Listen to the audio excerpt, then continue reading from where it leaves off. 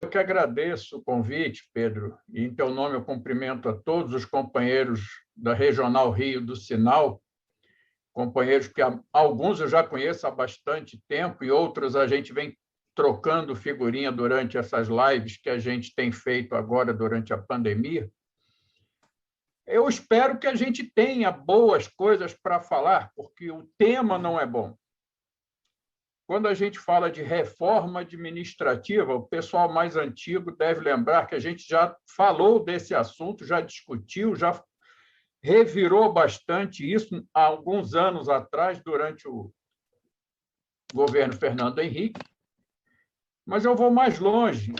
Essa PEC, no dia que ela foi entregue ao Congresso, ela foi entregue à tarde, quando de manhã houve uma audiência pública, ou melhor, uma coletiva à imprensa. É que é tanta audiência pública que a gente confunde. Mas no dia da PEC ser entregue, foi feita uma coletiva com a imprensa e foi transmitida para todo mundo pela internet. Eu acompanhei, várias pessoas acompanharam. E aí eu acho que quem tiver interesse, é bom entrar no site do Ministério da Economia, que está lá o vídeo. E aí o secretário Caio Mário Paz de Andrade, que é o responsável no Ministério da Economia pelo encaminhamento da PEC 32 ao Congresso, ele já começa dizendo que esta PEC é a continuação da emenda 19 de Fernando Henrique. E ele não está errado. Só que ele tinha que dizer que as duas são continuação da reforma administrativa do período militar, onde surgiram coisas como estabilidade para poucos, a ideia de que quem deveria ter estabilidade é o grupo seleto daqueles que trabalham em atividades que são exclusivas do Estado. Tudo isso vem da reforma administrativa da década de 60, que virou projeto de lei no início dos anos 80 e virou a Lei 6185 de 1974. Ali surge pela primeira vez a ideia de cargos que exerçam atividades exclusivas de Estado. Ao contrário do que muita gente pensa, nem naquela, nem nenhuma outra lei existe regulamentação ou sequer citação a carreiras típicas de Estado, cargos típicos de Estado.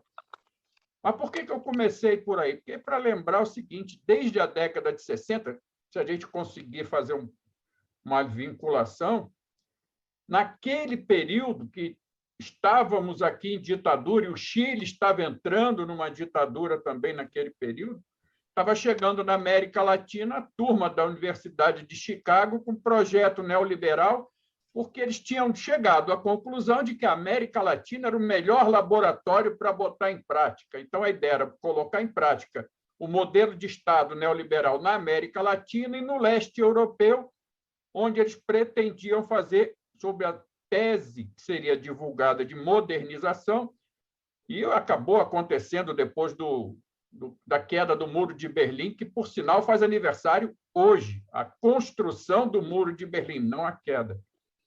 Mas, enfim, o neoliberalismo chegou com a ideia de redução do Estado e de entrega de boa parte das atividades do Estado à iniciativa privada. O que a gente está vendo hoje é a continuação, e eu falo continuação porque algumas coisas começaram naquele período, foram avançando, outras não avançaram, seja por divergências com o governo militar, seja por outras situações, seja pelo que aconteceu na Constituinte, mas algumas coisas ficam. E, por exemplo, no governo militar, a ideia era por que carreiras que exerceriam atividades exclusivas de Estado teriam estabilidade e o resto não.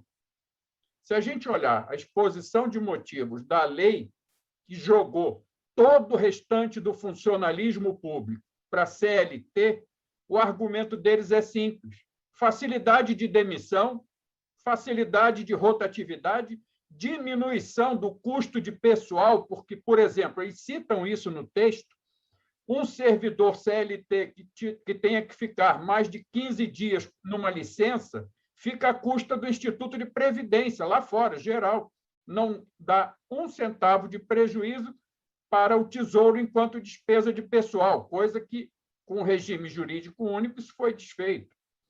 Mas a ideia era essa: A divergência dos neoliberais com os militares naquele momento é que os militares não concordaram com a entrega de tudo aquilo que os neoliberais queriam. Por exemplo, eles queriam desfazer as estatais que tinham sido herança do período Vargas da década de 50, tipo Eletrobras, Petrobras e outras. Desmontar, por exemplo, o BNDES.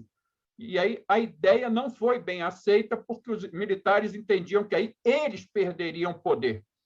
Mas, de qualquer forma, foi aproveitada a ideia na questão de pessoal, para poder demitir e contratar mais fácil. Isso facilitaria uma parte da elite brasileira que tinha já reclamado das mudanças que Vargas fez, de diminuir a presença e a influência dos patrimonialistas na administração pública. Na hora que você põe CLT, fica mais fácil, porque eles poderiam facilitar a entrada, mas aí faltava alguma coisa que facilitasse de verdade isso. E aí vieram duas coisas: contrato temporário e terceirização de serviços, começando por aquilo que eles chamavam de serviços que não tinham nada a ver com a administração pública, que ficou até pouco tempo. O Decreto-Lei 200, que começou o processo de descentralização da administração, permitiu isso. Os patrimonialistas adoraram. Se eu vou ter terceirização, eu boto quem eu quero. Se vai ter temporário, eu posso contratar quem eu quero. Então, já adianta bastante. Então, ficou CLT, temporário e terceirizado, e um grupinho pequeno que ficaria no Estatuto do Servidor. Só que a Constituinte atrapalhou essa festa. Botou todo mundo de volta dentro do Estatuto, dentro de um regime jurídico único, por esfera de governo, e nem era como os militares pensavam, que eles queriam dividir, inclusive, por poder. O que a Constituinte fez foi um regime jurídico único para os federais, pegando os 3 poderes, um para cada estado, também pegando os 3 poderes, e um para cada município, pegando os 2 poderes. Mas a Constituinte não conseguiu baixar a bola dos temporários e dos terceirizados, que continuaram. Resultado: quando veio o governo Fernando Henrique, eles voltaram com tudo que os militares tinham feito e tentando colocar aquilo que eles não conseguiram fazer durante o período militar. Por exemplo, aprofundou-se a participação de temporários, aprofundou-se a participação de terceirizados, tentou-se acabar com o regime jurídico único, não foi aprovado. Tentou-se tirar a estabilidade dos servidores e a ideia era manter exclusivamente para aqueles que exerciam atividades exclusivas de Estado. Também não passou. A emenda 19 foi aprovada com essas 2 derrotas, mas eles tiveram uma vitória no governo Fernando Henrique. Foi a criação de organizações sociais, onde eu, ao invés de terceirizar um serviço, eu entregaria uma unidade inteira para ser gerida por uma organização social, uma entidade, em tese, sem fins lucrativos. E, a partir daí, bastava que os aliados do governo ou aqueles que estivessem a serviço do modelo neoliberal criassem rapidamente as suas instituições sem fins lucrativos e as candidatassem como organização social, ou OCIPs, né, que é um nome interessante, Organização da Sociedade Civil para o Serviço Público. Ou seja, criou-se mais uma figura, mas faltou alguma coisa. Eles não acabaram com o regime jurídico único, eles não acabaram com a estabilidade do conjunto dos servidores, não conseguiram voltar aqueles que não fossem exclusivos de Estado para a CLT. E isso foi retomado onde? Na PEC 32. Então, quando a gente fala que a reforma do governo atual, eu costumo dizer não, é a reforma no governo atual. Por quê? Porque ela começou lá atrás, ela começou no final dos anos 60, atravessou a ditadura, enfrentou um revés relativo na Constituinte, retomou com Fernando Henrique, parou um pouquinho depois, está voltando agora a partir do governo Temer. Porque, inclusive, se a gente olhar o que o atual governo apresentou como justificativa para a PEC 32, é um documento do Banco Mundial no modelo neoliberal atualizado, feito durante o governo Temer. Mas o texto principal foi construído, o esqueleto dele, no governo Fernando Henrique.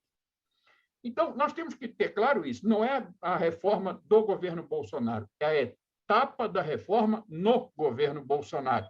E aí nós temos que, a partir disso, ter bem claro: o foco da reforma não é servidor público, o foco da reforma é o serviço público.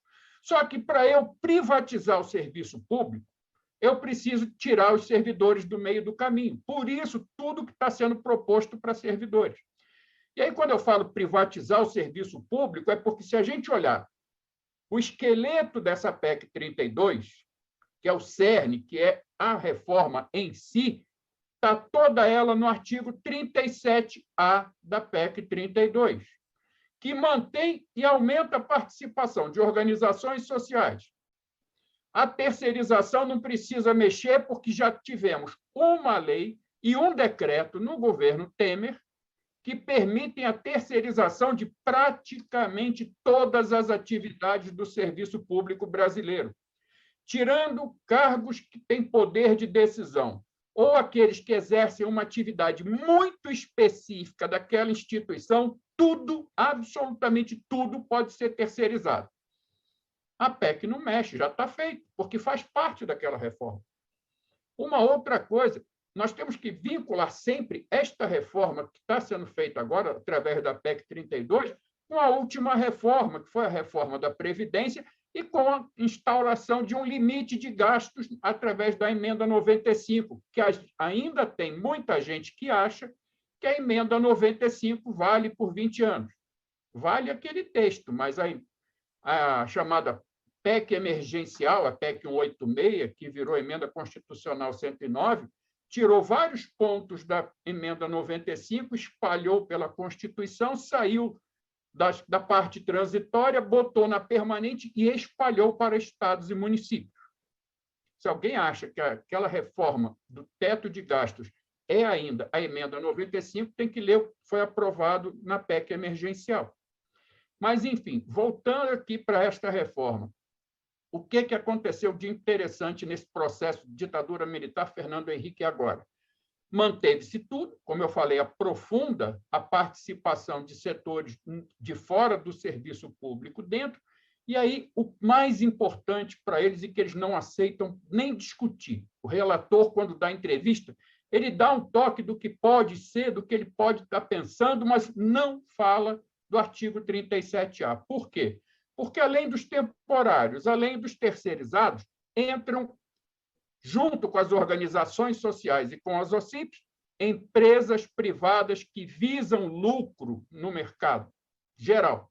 Qualquer empresa pode se candidatar a assumir parte da administração pública. Isso é a reforma administrativa.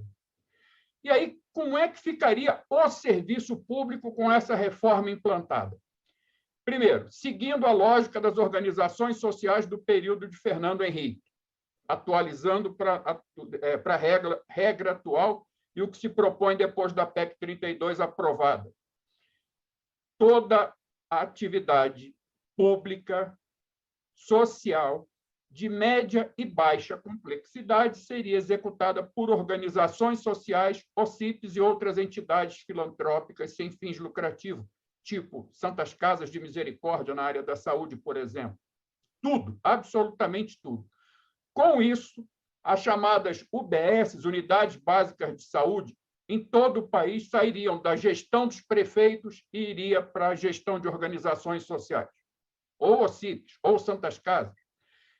O que aconteceria a partir daí não há mais a concorrência com o postinho público, certo? Certo. Então, as organizações sociais podem subir os seus preços ao cobrar das prefeituras pelo serviço prestado. O que mais que vai para a mão das organizações sociais? Serviço de saúde ainda, por exemplo, o SAMU pode ser entregue a uma organização social ou a um OCIP, muito pouco de chance dela ser entregue a uma empresa que vise lucro, porque não vai poder cobrar pela ambulância chegar na casa da pessoa. Na área da educação, nós teremos, por exemplo, as creches, as escolas de ensino infantil e ensino fundamental. Também iriam todas para organizações sociais, OCIPs, ou por convênio com outras entidades sem fins lucrativos, por exemplo, Fundação Bradesco, Fundação Itaú e outras instituições sem fins lucrativos. Não haveria mais escola pública nem creche pública para ninguém. com as organizações sociais na área da saúde e na área da educação, faz aquilo que o Paulo Guedes já anunciou diversas vezes: dá o voucher para quem está com direito ao Bolsa Família, ou o nome que vier, se for aprovado o projeto que o governo entregou no Executivo. Ensino médio, universitário e na área da saúde, média e alta complexidade, incluindo tratamentos, internações, cirurgias de todo tipo, literalmente entregues aos novos convidados para a festa, que são as empresas privadas que visam lucro. Como já foi dito por mais de um ministro, inclusive pelo líder do governo na Câmara, deputado Ricardo Barros, que está arrolado lá na CPI da Covid, é um absurdo a pessoa se internar num hospital, fazer cirurgia, ficar vários dias internado e não pagar nada. É um absurdo porque o custo é muito alto. Pois, muito bem, esse sonho será realizado e 100% das internações, tratamentos e cirurgia será cobrado da pessoa. O modelo ainda vai ser visto, pode ser o modelo norte-americano.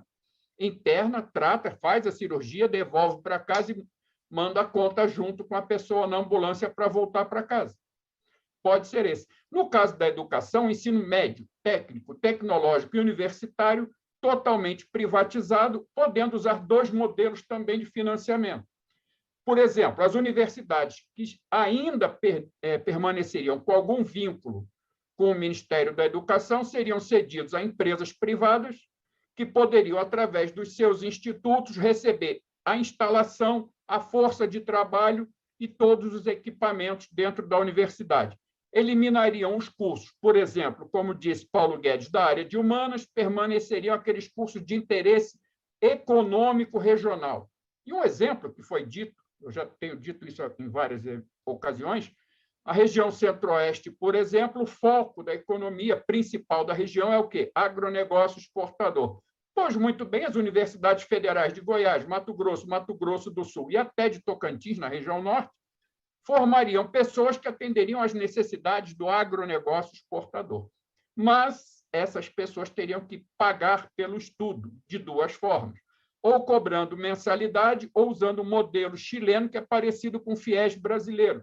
Você não paga durante a graduação e, quando sai da graduação, recebe o certificado numa mão e a conta para pagar na outra, com prazo determinado para pagar. Só que, para isso, eles precisam o quê? Tirar o servidor do meio do caminho. Por isso, os novos servidores não teriam estabilidade.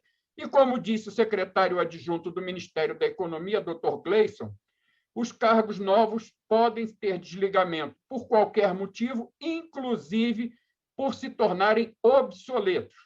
E é obsoleto no sentido de descartável, porque a pessoa pode ter 1 ano, 2, 3 de casa, se aquela atividade for entregue à iniciativa privada, demite os servidores. Os atuais servidores começam a cortar a partir da flexibilização da estabilidade, onde o relator já anunciou que só terá estabilidade quem ocupar cargo exclusivo de Estado, porque ele não trabalha com a possibilidade de típico de Estado, porque reconhece que saúde pode ser típico de Estado, porque tem até um capítulo específico na Constituição, educação também, mas para não correr risco da área social entrar nesse pedaço, só teria estabilidade, isso ele vai colocar no relatório dele, quem exerce atividade exclusiva de Estado, e é cargo, não é carreira. Outra coisa que ele já colocou no relatório dele, que já está pronto, quais são as atividades típicas, ou melhor, exclusivas de Estado? Ele se propõe a listar, pelo menos como referência. Outra coisa, a questão da regulamentação do que é típico de Estado seria referência no texto da PEC. Cada Estado, a União ou o município regulamentariam as suas através de lei complementar para exigir uma votação mais alta. E só esses teriam estabilidade. A avaliação de desempenho, ele propõe um modelo que foi, inclusive, num evento promovido pelo IDP, aquele instituto jurídico aqui de Brasília, que foi criado pelo ministro Gilmar Mendes, uma instituição com a participação da iniciativa privada que faria a avaliação da gestão do serviço público e, dentro disso, estaria o servidor. E, nesse período, o servidor seria avaliado, podendo ser demitido no final, sendo típico, exclusivo de Estado ou não, porque aí a possibilidade de demissão por por insuficiência de desempenho existe. Outra coisa, os cargos de chefia. Ele reconhece que pegaram pesado demais, não pode ser tudo indicação política, então ele defende que uma parte seja ocupada por servidor público, mas não garante que faça como é hoje, que o decreto define que 50% obrigatoriamente tem que ser por servidor público. Ele quer limitar a participação de temporários, mas se omite totalmente em relação a terceirizados. A questão do vínculo de experiência, ele propõe retirar do texto e aperfeiçoar, não sei o que ele entende por isso, o estágio probatório. E diz ele que vai incluir a cúpula do judiciário no texto. Agora, uma coisa é ele incluir, outra coisa é permanecer. Então, o que acontece? Busca-se formas de descartar o servidor público para poder facilitar a entrega da iniciativa privada. Eu vou encerrar só colocando um pequeno detalhe. O que não for para a mão da iniciativa privada vai ficar na mão dos patrimonialistas. O que eu quero dizer? A indicação política permanece naquilo que não for privatizado direta ou indiretamente. E aí, por exemplo, no caso do Banco Central, a atividade dos analistas não poderia ser entregue à iniciativa privada nem terceirizada, mas boa parte das atividades dos técnicos poderia sim ser terceirizada. Eu não vou botar uma organização social dentro do banco, uma OCIP dentro do banco, mas, por terceirização, baseado no decreto que está vigente desde o governo Temer, eu posso ampliar a participação dos terceirizados nas atividades do banco, identificando isso aqui é exclusivo, não pode, mas isso aqui não é, então pode. Então, mesmo onde não haverá privatização direta, nós teremos maior participação da iniciativa privada. E o que se entende por Estado no modelo neoliberal estaria implantado no Brasil a partir da PEC 32. Como disse o secretário Caio Mário Paz de Andrade, com mais de 2 décadas de atraso, porque isso já era para ter sido feito no governo Fernando Henrique. Ou seja, eles querem fazer isso. Por último, de verdade, o presidente da Câmara tem dito que esse projeto deve ser votado na Câmara até final de agosto. Não bate com o calendário da comissão especial. Por quê? Porque no calendário da comissão especial, o relator vai apresentar o seu parecer na terça-feira, dia 24. Lerá e, por norma, ele tem que conceder 2 sessões de vistas para o conjunto dos parlamentares que compõem a comissão. Isso faria com que o texto fosse votado no dia 31 de agosto. Com isso, aquela ideia do Arthur Lira de votar na Câmara 31 de agosto fica prejudicada. Lembrando que a semana seguinte terá feriado de 7 de setembro, então é possível que vá a plenário na semana depois do feriado de 7 de setembro, lá pelo dia 14 ou 15, poderia estar indo para a plenária. Por que essa pressa de votar final de agosto, início de setembro? 2 motivos. Tentar aprovar no Senado ainda este ano, para não correr o risco da influência do ano eleitoral, que é o ano que vem. E a outra coisa é correr na Câmara o máximo que puder, enquanto a pandemia permite que eles mantenham a Câmara fechada e que os servidores e outras entidades não possam acessar as instalações para fazer pressão aos parlamentares.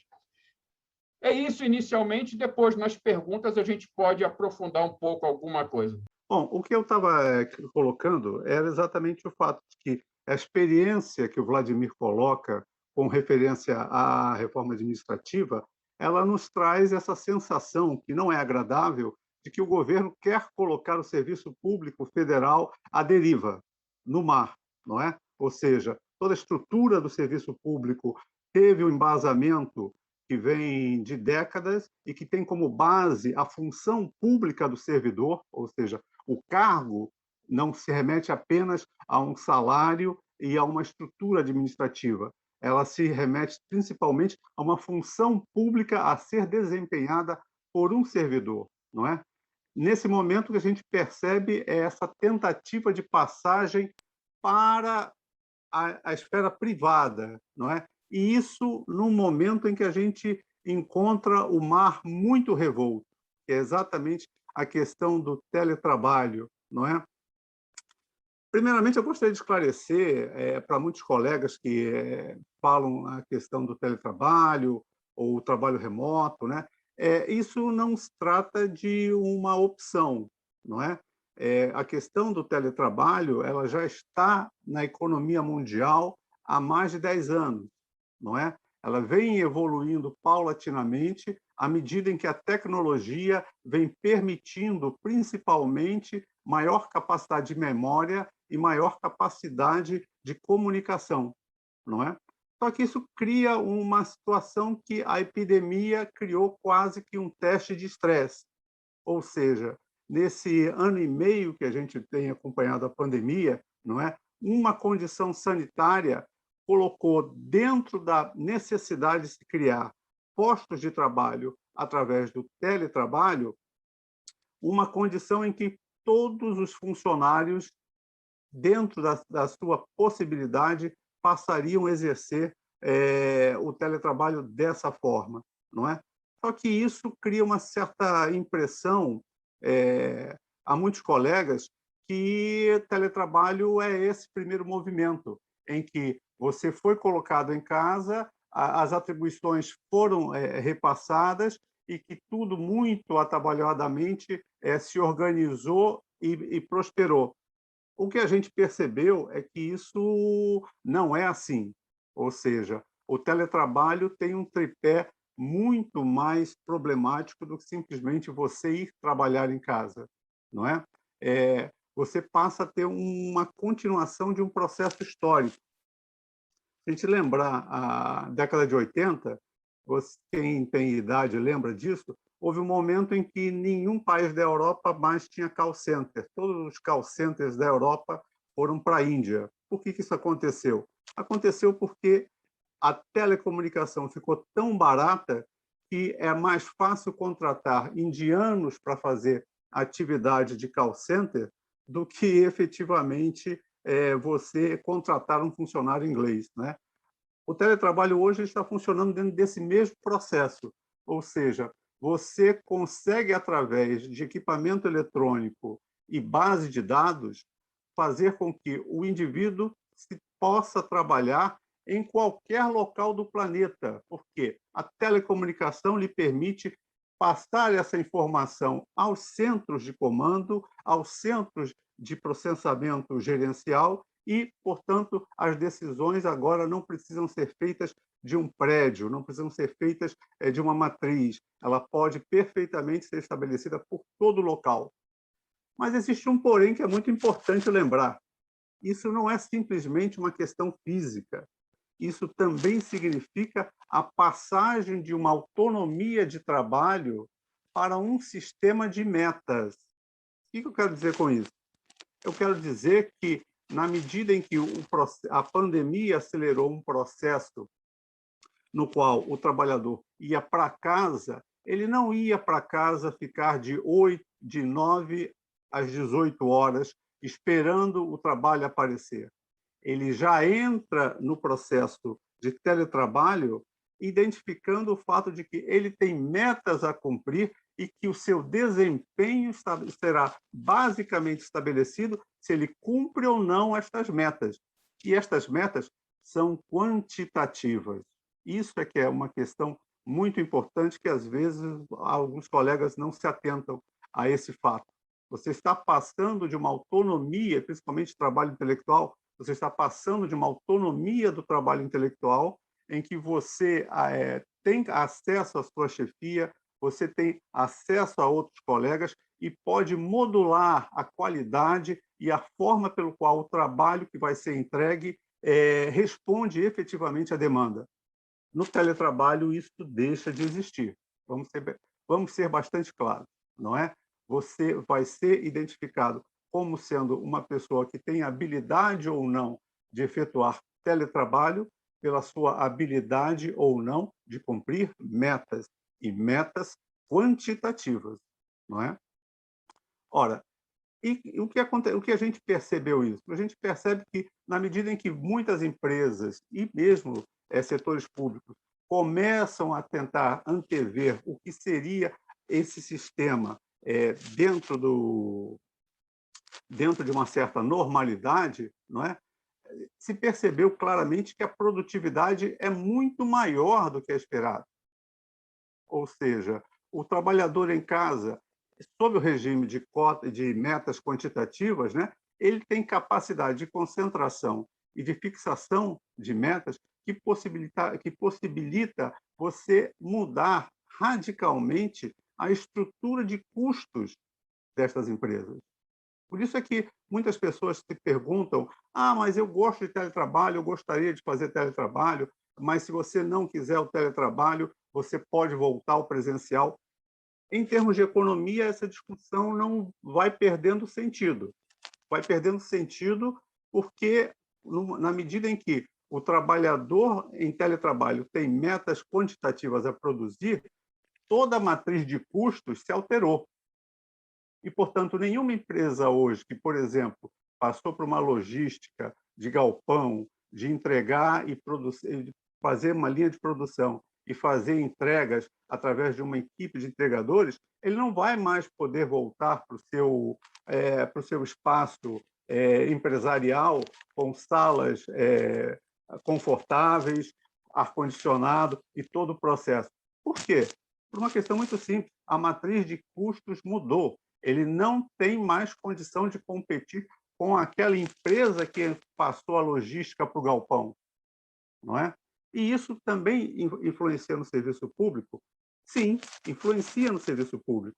Influencia no serviço público porque aquela questão que o Vladimir faz referência à perda da função pública, você pode manter o cargo, né? Mas toda a cobrança que passa a existir hoje é com uma chefia que é um seu colega de carreira, que às vezes entrou com você na instituição, não é? E que, portanto, acompanha o trabalho e que, mesmo sendo pressionado a cumprir metas, né, ele entende o trabalho e certamente pode dar o ponto de vista funcional, o ponto de vista do servidor público na produção daquele trabalho. Se isso passa a ser um comissionado de fora do Banco Central, essa percepção desaparece. Ele passa exclusivamente a ser um monitor de quantidades de metas executadas ou não, não é? E aí a gente entra num processo um pouco mais complicado, que é o seguinte: e como é que isso funciona na prática? Como é que isso vai se organizar dentro do Banco Central, de qualquer outra instituição pública? Se a gente perceber que o plano de trabalho, que é o que efetivamente vai determinar quais são as metas que serão colocadas, não é? Vem da parte de cima. A segunda perna do tripé, a avaliação de desempenho vai ser montada não diria exclusivamente, mas não tenha dúvidas, prioritariamente pelo cumprimento ou não das metas estabelecidas, não é? Você vai ter um gestor que vai definir na prática quem faz teletrabalho e quem não faz teletrabalho. E esse é o terceiro ponto de pressão sobre o trabalhador. Ou seja, ele tem metas a cumprir, ele tem um plano de trabalho a cumprir e, acima de tudo, se ele não puder fazê-lo, ele pode ser simplesmente descartado da linha de produção e, infelizmente, isso não deveria ser, mas isso é, na prática, uma ameaça, não é? Então, o que a gente percebe é que a questão da reforma administrativa, dentro desse processo socioeconômico de instalação do teletrabalho em todo o sistema produtivo, você está criando, de uma certa forma, uma tempestade perfeita para o funcionário público. Ou seja, ele começa a perder parâmetros de autonomia, ele começa a perder parâmetros de desempenho. Por quê? Porque ele agora tem que atender a metas e desempenhos previamente estabelecidos.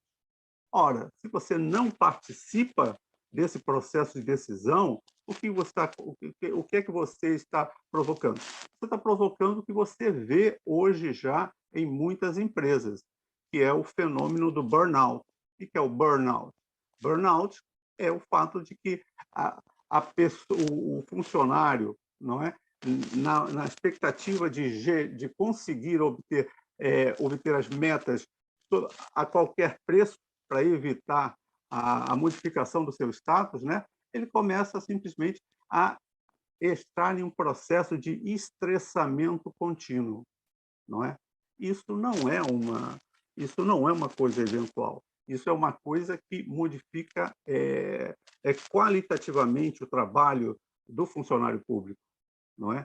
E o fato de você estar entrando nesse processo no banco é que deve chamar a atenção dos funcionários, porque se os funcionários do Banco Central, como todos os outros, mas principalmente os colegas que a gente tem, né? E eu tive o prazer de conviver 25 anos na fiscalização do banco, não é? Sempre foi um trabalho que, por maior que fosse, era um trabalho que qualitativamente trazia uma satisfação, não é? Ao exatamente você poder mediar o tempo e a qualidade para oferecer à instituição um serviço de qualidade, no parâmetro da reforma administrativa, essa qualidade vai deixar de ser parâmetro. O quantitativo é o senhor do teletrabalho, não é? E você tem outras referências muito preocupantes, porque, veja bem, eu não vou dizer que é uma forma de desestruturação, porque uma coisa que a economia ensina é que o sistema capitalista está sempre reciclando, está sempre identificando, não é, novas possibilidades de formação bruta de capital, não é? Mas o trabalhador, esse por si só, se ele não ativar politicamente a forma pelo qual o sistema se transforma, né, ele vai ser devidamente, digamos assim, levado a uma condição muito parecida ao que a gente conhece de linha de produção. Isso, inclusive, para um trabalhador intelectual, né? Na verdade, se você dissesse hoje qual é a principal característica do teletrabalho, eu diria sem pestanejar. É o fato de que o trabalhador intelectual também entra em linha de produção. Wilson, mais 2 minutos aí para você. Obrigado, Pedro. Não é? E aí você pergunta, e qual o aspecto que você tem com relação ao futuro desse processo?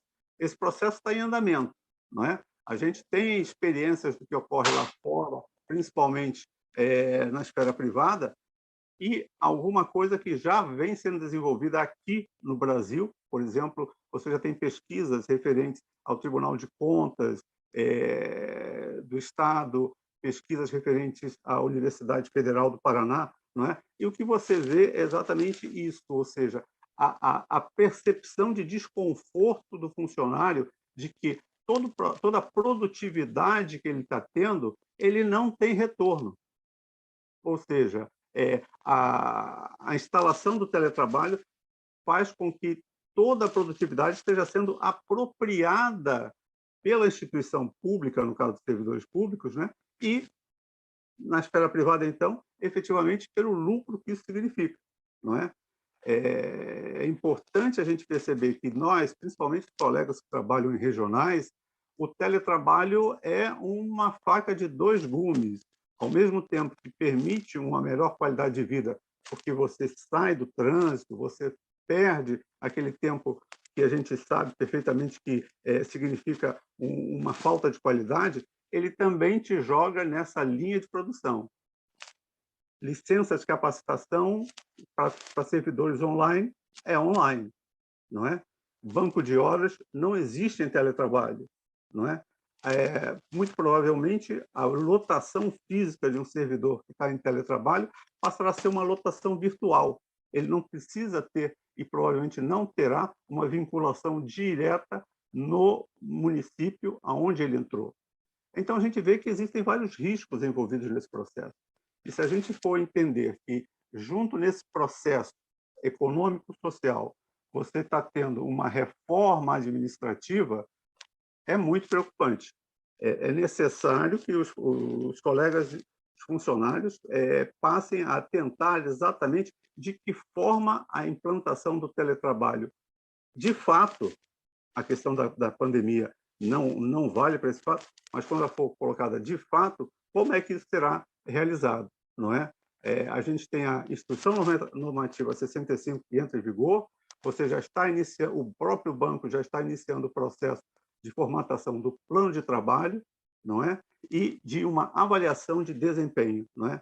Se os funcionários não passarem a olhar de uma forma mais crítica como esse modelo vai ser implantado, talvez mais tarde seja tarde demais. Era isso, Pedro. Te agradeço. Boa tarde, pessoal. Obrigado ao Sinal RJ pelo convite, né? E, Pedro, me avisa quando faltar 2, por favor. Tá? Vamos dizer assim, depois eu falo do Vladimir, do Wilson, fica difícil, vamos dizer, agregar, que eles viram vários aspectos, mas vamos tentar falar algumas coisas aqui para nossa reflexão. O primeiro ponto é avaliar, dadas as pesquisas existentes, que existe uma grande aceitação do teletrabalho no setor público, né?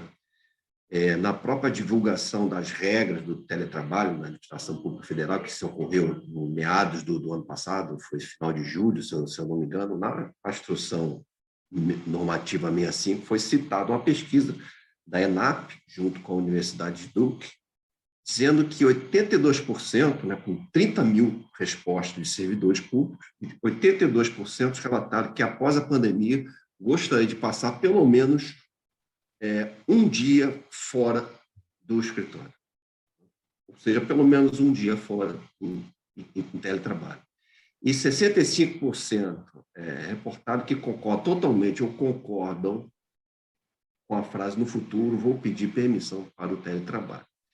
Isso, vamos dizer assim, está mais ou menos em linha com a pesquisa que o Pedro falou, que a gente vai discutir. A gente já tem os resultados preliminares que, somente com os servidores, praticamente do Rio de Janeiro, disse que a grande maioria ou quer um teletrabalho total ou parcial, né? São poucos que só querem a modalidade antiga que a gente tinha de presencial. Então, a gente vê um grande desejo, ocasionado pelas promessas que o trabalho acalenta para o servidor público, né? O trabalhador em geral, que o Wilson, vamos dizer assim, questionou algumas delas. A gente pode voltar isso para o debate. O ponto é o seguinte, eu quero falar aqui nesses poucos minutos, né?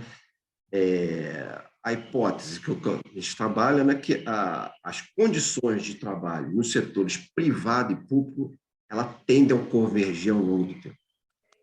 Ou seja, você não pode ter condições no mercado privado tão precarizadas que não se reflita isso no setor público, né? Então, a gente faz aqui a analogia aqui da reforma trabalhista. A reforma trabalhista, né, tinha várias promessas, dentre a promessa de aumentar a oferta de emprego, né? Depois aqui no final dou algumas estatísticas, se isso realmente ocorreu. Mas em relação ao teletrabalho, vamos dizer assim, ele regulamentou algumas coisas. Mas, na verdade, a reforma trabalhista, em relação especificamente ao teletrabalho, ela regulamenta de forma genérica e em contradição ao artigo 6º da CLT, né, que, vamos dizer, já equiparava o teletrabalho a um trabalho presencial, que na reforma trabalhista tem uma série de condições para o teletrabalho. Vou dizer algumas rápidas aqui, né? Pela reforma trabalhista, deverá constar no contrato individual de trabalho o aditivo a essa modalidade, né, sendo apenas permitida por mútuo acordo, especificando quais são as atividades a serem realizadas pelo empregado. Esse contrato poderá ser alterado para presencial por decisão do empregador. 3. O teletrabalho, analisando exclusivamente o artigo 62 da CLT, não é abrangido pela legislação sobre limites e compensação da jornada de trabalho. 4. A responsabilidade pelos equipamentos, infraestrutura e demais despesas serão previstas em contrato escrito, não constando expressamente na legislação que é de responsabilidade do empregador e não integram a remuneração do empregado, caso o empregador seja o responsável. Por último, o empregado será instruído quanto às precauções para evitar acidentes e doenças de trabalho, sem uma normalização objetiva de como isso ocorrerá, e assinará um termo de responsabilidade comprometendo-se a seguir as instruções, conforme estabelecido pela Lei da Reforma Trabalhista. Ou seja, essas novas tecnologias, né, de comunicação facilitam o trabalho remoto, como já foi colocado anteriormente.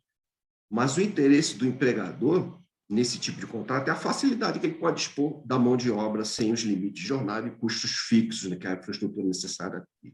Né? Qual a definição de teletrabalho pela CLT? Considera-se o teletrabalho a prestação de serviço preponderantemente fora das dependências do empregador, com utilização de tecnologia de informação e de comunicação, que, por sua natureza, não se constituam como trabalho externo. Depois vocês vão ver que a definição que é dada pela Instrução Normativa 65 é muito similar. Né? E vocês devem ter notícia que ontem foi aprovada uma chamada mini-reforma trabalhista. São 3 principais pontos. Né? São regimes de regras trabalhistas que flexibilizam mais ainda o contrato e sem vínculo de emprego. São 3 programas. O que nos interessa, que tem relação com a reforma administrativa, é o Programa Nacional de Prestação de Serviço Social Voluntário, né? Com foco em jovens entre 18 e 29 anos, além de pessoas acima de 50 anos. O programa permite que prefeituras possam contratar temporariamente pessoas para serviço. Né? Você foi aprovado na Câmara ontem e está indo para o Senado. E a reforma administrativa, como já colocado aí, ela busca, vamos dizer assim, do lado do setor público, mudar as condições de trabalho no setor público. Né? Então, a gente pode fazer a comparação. A reforma trabalhista ela está para o setor privado, assim como a reforma administrativa está para o setor público. Né? Então, as condições de trabalho nos setores privado e público tendem a convergir ao longo do tempo. Você não tem como ter o setor privado sem CLT, sem garantia de problema, e com o setor público com estabilidade. Então, é só para colocar que vamos dizer, a luta, vamos dizer, a melhoria de condições de trabalho, ela está nos 2 setores. E da reforma trabalhista, só para dar um dado para vocês, né? Quando a reforma trabalhista foi implementada, a taxa de desemprego estava em cerca de um pouco abaixo de 13%, 12,7%. Bem, a taxa de desemprego fechou 2020 em 13,5% e agora está na casa de 15%. Então, ficam por reflexão. Mas o teletrabalho no setor, algumas considerações, né? Alguns principais pontos que estão em relação com o nosso trabalho. Em termos ampliar o número de participantes do teletrabalho, que antes era exclusivo para o cargo efetivo. O que é agora, pela instrução normativa? Pode ser para o cargo efetivo, o cargo de comissão, para empregados públicos e para contratados temporários.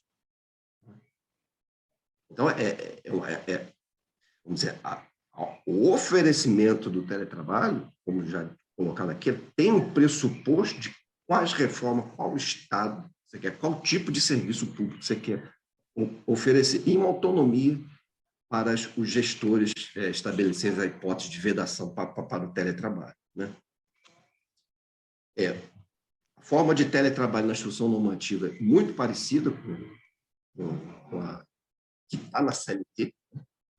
A modalidade de trabalho em que o cumprimento da jornada regular pelo participante pode ser realizado fora das dependências físicas do órgão, em regime de execução parcial ou integral, de forma remota e com utilização de recursos tecnológicos para a execução de atividades que sejam passíveis de controle. Né? que possuam metas, prazos e entregas previamente definidos e ainda que não trabalho externo, né? Dispensado com controle de frequência. E a junção de gestão de desempenho com o teletrabalho, né? Você ter acesso ao trabalho, você tem que se submeter à questão de metas, né?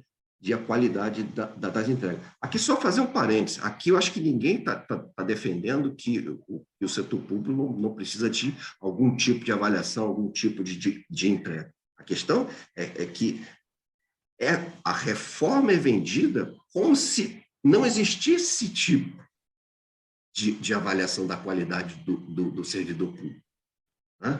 Ninguém aqui é contra ser avaliado. A questão é a forma e para quais interesses isso serve, né? Só a citar alguns... 2 minutos. Tá. Então, vou pular os objetivos do programa de gestão, a gente já sabe, que é contribuir, só falar dois, contribuir com a redução de custos no poder público, promover a gestão da produtividade e da qualidade de entrega dos participantes. Aqui eu vou pular aqui direto aqui na questão de quais os efeitos do teletrabalho em alguns estudos, né? Tem um estudo do DIEESE, CONTRAF, né, que indica o teletrabalho como instrumento associado à extensão da jornada de trabalho, bem como a sua intensificação, fruto da condensação de grande número de tarefas em um mesmo trabalhador. Existe ainda a preocupação de que essa modalidade se torne um trabalho tipicamente feminino, né? A questão da desigualdade de gênero, reforçando o papel de cuidadora socialmente imposto às mulheres, reforçando os aspectos da dupla jornada, né? E, por fim, aqui, eu vou citar algumas coisas que, por coincidência, foi citado hoje no Apito Carioca, o nosso instrumento de comunicação com os servidores, né? É uma pesquisa sobre teletrabalho realizado no âmbito da Associação Brasileira de Estudos do Trabalho, junto às centrais sindicais aí, né? Percepção dos trabalhadores sobre o teletrabalho no contexto da pandemia do Covid-19. Vou falar rapidamente aqui alguns aspectos. A metodologia ela foi feita em São Paulo e no Rio de Janeiro. Em São Paulo, a maioria dos respondentes é do setor privado, 54% contra 30% do setor público. No Rio de Janeiro, do setor público, sendo 54% do setor público, 30% do setor privado. E no Rio de Janeiro, do setor público, a maioria é de CLT. Tradicionalmente, é um estado com muitas estatais, que é 57% a 42% para estatutário. Alguns pontos aqui relevantes. Em relação ao tempo de trabalho e controle. Avaliação. O trabalho se estendeu para além dos 5 dias para 25% dos correspondentes, tanto no Rio quanto em São Paulo. A extensão da jornada semanal das mulheres, 31% em São Paulo, 33% no Rio de Janeiro. Além da extensão dos dias, a jornada também foi estendida. 53% em São Paulo, 59% no Rio. Produtividade. Mais da metade dos respondentes apontou para a presença de metas de produtividade no trabalho, que é o que a gente vem falando. Em São Paulo, 48% considera que seu trabalho rende mais. No Rio de Janeiro, 44% considera que seu trabalho rende menos. É praticamente um empate técnico. 42% acha que rendeu mais. Por quê? Então, são menos interrupções, menos tempo de deslocamento, maior concentração faz o trabalho render mais. No Rio de Janeiro, a intensificação e a extensificação da jornada aparece como razão para o trabalho render mais. Em termos de, só terminando já, Pedro, em termos do arranjo de trabalho e da família, né, você teve essa extensão da jornada constatada nas respostas anteriores, né, de outras questões, reforçada pela avaliação dos diferentes aspectos do trabalho remoto. Mas, ao mesmo tempo, aponta a flexibilidade da jornada como os aspectos positivos do trabalho remoto. Bem, para fechar e deixar para o debate, né, então, o que eu queria mostrar aqui, que vamos dizer assim, a semelhança, vamos dizer assim, dos efeitos da implementação do trabalho remoto na iniciativa privada servem como parâmetro para a gente notar esses efeitos no setor público, que está começando. O Banco Central, a gente está discutindo agora, então serve de alerta, né, para os servidores. Eu acho que isso é função do sindicato, de questionar, efetivamente. A gente sabe das vantagens do trabalho, mas ele não vai ser implementado num vazio de interesses e fora de um contexto social e político diferente. Então, a reforma reforma administrativa está para o setor público, assim como estava a reforma trabalhista para o setor privado. Obrigado.